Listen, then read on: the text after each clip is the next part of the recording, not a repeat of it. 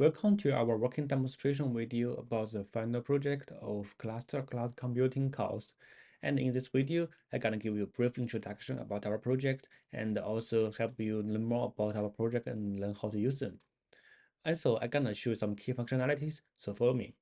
Now, let's talk about our project background. So our project is designed to implement a cloud data processing system based on Kubernetes and a Fission framework on the OpenStack server platform. And this system will automatically accrue and process raw real data through Fission trigger and slow store and measure them with elastic search. So also, I'm gonna talking more about our scenarios. We're gonna using a different kind of data analyzing tools and aiming to explore the different scenario that understands the crucial role of sustainable practice in urban area. We aim to help people get to know more about the impact of the environment on daily life. And also, it will help people to find the potential linkage between human and the environment and ask people to focus more on the climate protection. Okay, let's jump into the key functionalities. So, firstly, please pull this data from the GitHub. We're gonna make it public after we finish all the part, and you can view the code in the Visual Studio Code. And now, entering into the front end, and you should be seeing there's a front end Jupyter notebook here. Here we installed all the key functionalities in this page, and it will using different package from this function. But you just using this Jupyter notebook is good enough. And in this Jupyter notebook, we are using our cloud and accessing them and using this data to download the information and the data we need. And I'm gonna leave it to our team member. He will talking more about the front end. Our front-end design is basically based on the Jupyter notebook, and here's all the file paths we would like to use for the future analysis and also visualization. So we can see we include the data from Mastodon, air quality, weather, and also today's air quality and weather, and also the childcare center combined with the air quality around the center. So all these data are lively updated using the function above. And for the visualization part, the first we would like to show to the user is yesterday's data, which is the newly up-to-date data. And we can see for the PM 2.5, we plot a graph about the daily PM 2.5, and the data is from May the 21st, which is yesterday.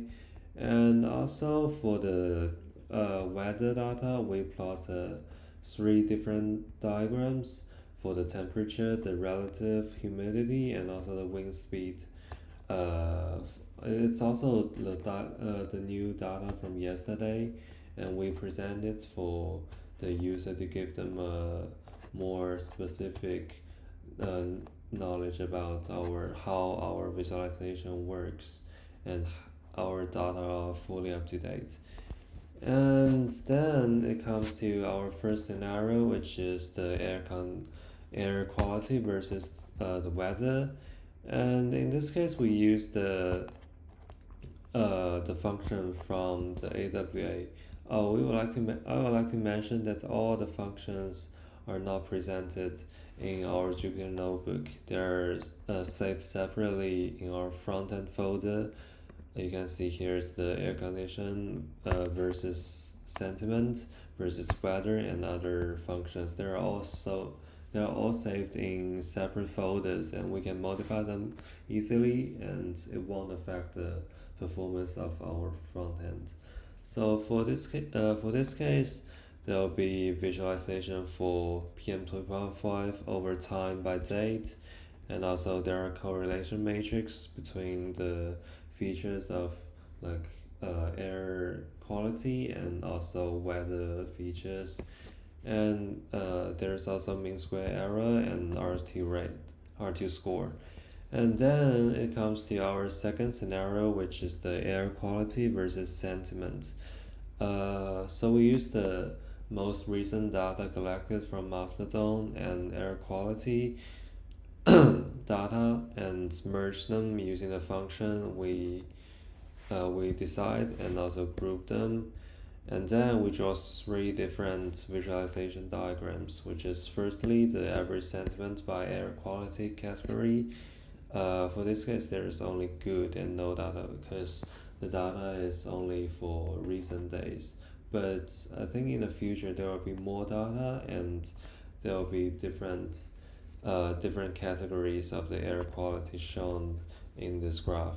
And also there are heat map and sentiment versus air quality. I think this is a scatter plot. And then comes to the third scenario, which is weather versus people's sentiment. And it's also the same progress. And we plot four graph for this time, which is firstly the scatter plot, secondly the box plot, thirdly the time series plot, and fourthly the correlation heat map. All these plots are aimed to help the user to get to know more about the relation between the weather condition and people's sentiment.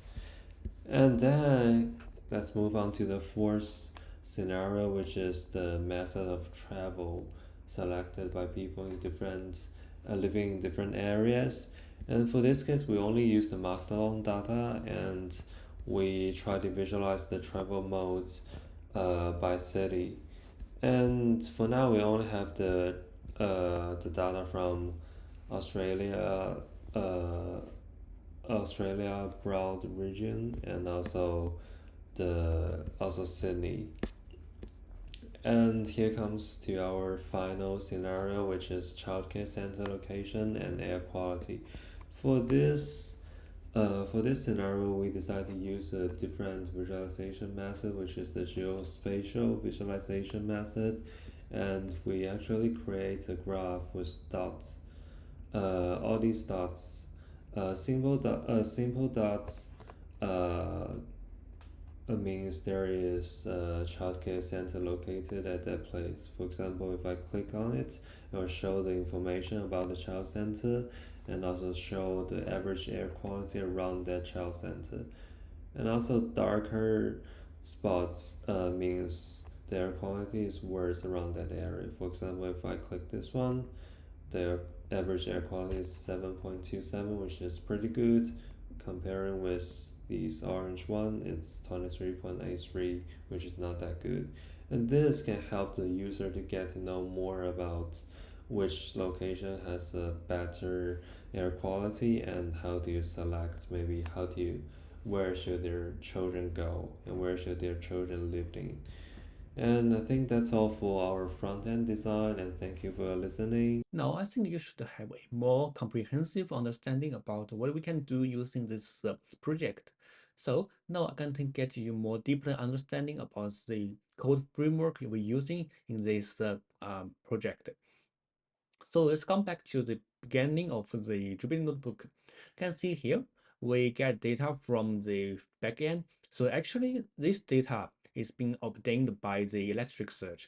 We construct a API, and it can get data from the cloud and also transfer them to the front end.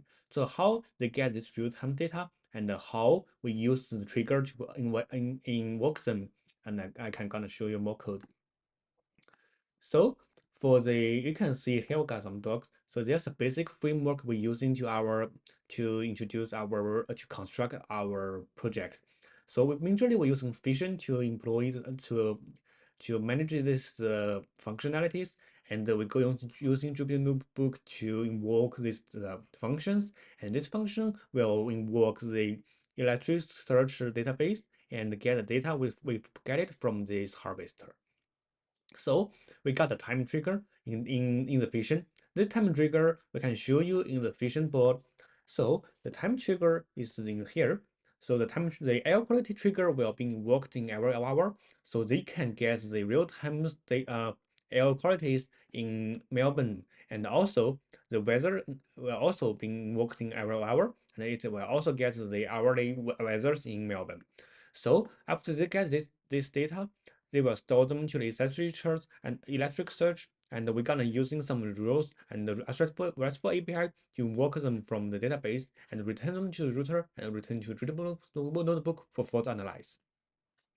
Also, we also have a Mastodon harvester. This harvester is more powerful because it can invoke in 5 minutes. It will also view all the data from the Mastodon in Australia server and store them to the electric search. So how can we find this data more in this detail? So we're gonna show you more about our router. So gonna see this page. We're using the RESTful API um, to retrieve the data. So we're using this code, and the database means we find the database in our like our cloud, and we need to specify the data type we need to use. For example, we need to using the air condition.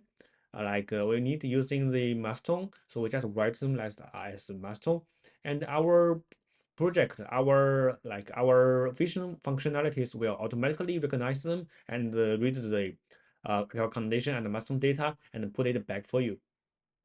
Also, we got a post data. We can using this URL to post the data we want to post manually, and also it help us to test the functionality about our electric search.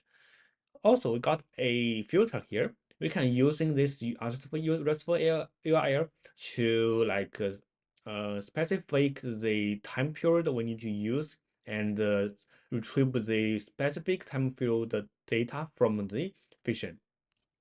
So let's go back to the front end part. Here, you can see we get the data, we retrieve the data from the API, and we get them and store them to the fields and read them. And also, we can store the data from yesterday and do this customization very randomly. You can change the parameter here to get a more specific retrieval. And all this data is real time, so you can analyze this very easily and uh, very easy and you don't need to matter about your computer need to run in a long time because all this data retrieval, data harvester is running in cloud, so it will running all the time and it will help you to make your analyze better. So this is the overall framework about our project, and I hope you using this project to get a more specific analyze about the human and the air condition and their weather or like different scenario, and using them randomly, using them freely, and I think you can get a very good experiment. Thank you very much.